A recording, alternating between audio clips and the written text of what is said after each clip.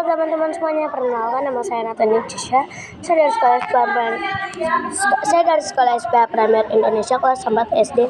Saya ingin mengumpulkan tugas pembelajaran saya yang berjudul peraturan tertulis dan tidak tertulis. Saya akan memberikan 3 contoh peraturan tertulis yang ada di lingkungan kita ya teman-teman. Yang pertama itu peraturan tertulis, salah satunya ada dilarang mencuri. Yang kedua, tamu menginap harap lapor. Yang ketiga, dilarang berkendara dengan sembarangan. Dan peraturan tidak tertulis itu adalah menghormati yang lebih tua, membuang sampah pada tempatnya, menghormati perbedaan agama. Oke teman-teman, sekian konten pelajaran saya. Terima kasih. Saya Nabila, saya dari RPM 3 akan menjelaskan tentang mengenal peraturan tertulis. Jalan raya perlu memiliki sebuah peraturan agar para penggunanya, baik yang berkendara maupun yang berjalan kaki, bisa dengan aman melakukan aktivitas. Peraturan berlalu lintas untuk kesempatan ini tertulis dengan jelas. Hal ini dilakukan agar semua orang memahami dan mematuhi peraturan tersebut. Pelanggaran peraturan ini di jalan raya bisa berupa sanksi tegas seperti hukuman atau denda. Selain peraturan tertulis tersebut, saat berkendara di jalan raya juga ada peraturan tidak tertulis yang perlu ditaati agar jalan tertib. Misalnya, bagaimana masing-masing pengendara saling memberi jalan dan tidak menyerobot demi bisa berjalan lebih cepat. Terima kasih telah menonton video saya. Semuanya, saya Dharma, saya dari RPM 3 di Sekolah SPA Pramer Indonesia. Di video kali ini saya akan menjelaskan tentang peraturan tidak tertulis. Pernahkah kalian mendengar peribahasa di mana bumi dipijak, di situ langit dijunjung?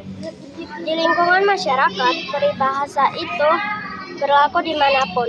Artinya ketika kita pergi kemanapun, kita harus mengikuti aturan yang berlaku di tempat tersebut. Peribahasa tersebut mengisyaratkan bahwa ada aturan tersirat atau tidak tertulis yang harus kita pahami dan patuhi. Jika aturan tersebut dilanggar, maka sanksi yang didapat bisa berupa teguran maupun rasa malu. Terima kasih telah menonton. Halo semuanya, nama saya akan mengajar tentang mengenal peraturan tertulis dan tidak tertulis. Peraturan tidak tertulis adalah ketika kita pergi kemana saja, kita harus mengikuti aturan yang berlaku tempat tersebut. Peraturan tertulis, peraturan berlalu lintas untuk keselamatan, ini dituliskan agar semua orang memahami dan mematuhi peraturan tersebut. Sekian dari saya, terima kasih. Perkenalkan, nama saya Alfiko, saya dari RPM 3. Saya akan menjelaskan tentang aturan tertulis dan peraturan tidak tertulis. Yang pertama, peraturan tertulisnya, siswa harus datang tepat waktu. Peraturan tidak tertulis, ada istiadat.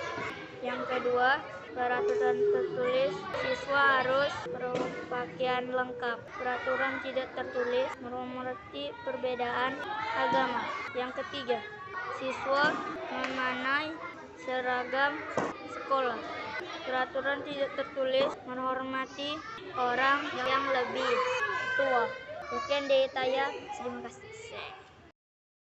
Nama saya Wildan, saya akan menjelaskan tentang mengenal peraturan tertulis. Jalan raya perlu memiliki sebuah peraturan agar para penggunanya, baik yang berkendara maupun yang berjalan kaki, bisa dengan aman melakukan aktivitasnya. Peraturan berlalu lintas untuk keselamatan ini dituliskan dengan jelas. Hal ini dilakukan agar semua orang memahami dan mematuhi peraturan tersebut. Pelanggaran peraturan di jalanan raya bisa berupa sanksi tegas seperti hukuman atau denda. Sekian dari saya, terima kasih. Semuanya, nama saya Handiki, saya dari RPM 3 kelas 5. Hari ini saya belajar tentang proyek pembelajaran. Tahap 2, membuat sketsa atau perencanaan media. Tentukan bentuk media informasi yang akan kelompok kalian buat. Contoh, kalian bisa membuat poster, judul mari berkunjung ke. Kedua, buatlah sketsa atau perencanaan untuk kebutuhan media kalian, seperti gambar, judul informasi dalam media DSB.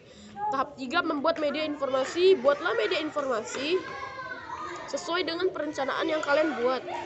Diskusi dengan guru jika mengalami kesulitan. Jika sudah selesai, saatnya informasi ini kita sampaikan ke guru. Kalian akan membantu tata cara dalam menyampaikan informasi. Oke teman-teman, sekian video saya hari ini. Terima kasih. Saya Timothy, saya dari RPM 3. Kali saya akan menjelaskan tahap 5 refleksi kegiatan proyek. 5. Dengan menggunakan ada skala 1 sampai 5, seberapa aktif kalian berorganisasi kelompok kalian saat ini melakukan skala 1 itu untuk tidak aktif dan skala 5 sangat aktif. Lalu jelaskan alasannya. Sekian dari saya, terima kasih. Hai semua, saya Ardina, saya dari RPM 3. Saya akan menjelaskan tujuan proyek saya yang membuat usulan langkah atau tindakan yang dapat mengurangi dampak negatif pada lingkungan sekitar. Tahap pertama, mengidentifikkan permasalahan lingkungan sekitar. Tahap kedua, berempati terhadap bumi pada permasalahan lingkungan sekitar. Tahap ketiga, mengajak orang lain untuk berempati terhadap bumi. Tahap 4, membuat dokumentasi proyek. Dokumentasi proyek kalian misalnya dengan poster, video, rekaman suara, lagu, puisi, atau cerita. Buat dokumentasi dengan urutan atap, yaitu awal, tantangan, aksi, dan pelajaran berikut penjelasannya. Sekian dari saya, terima kasih.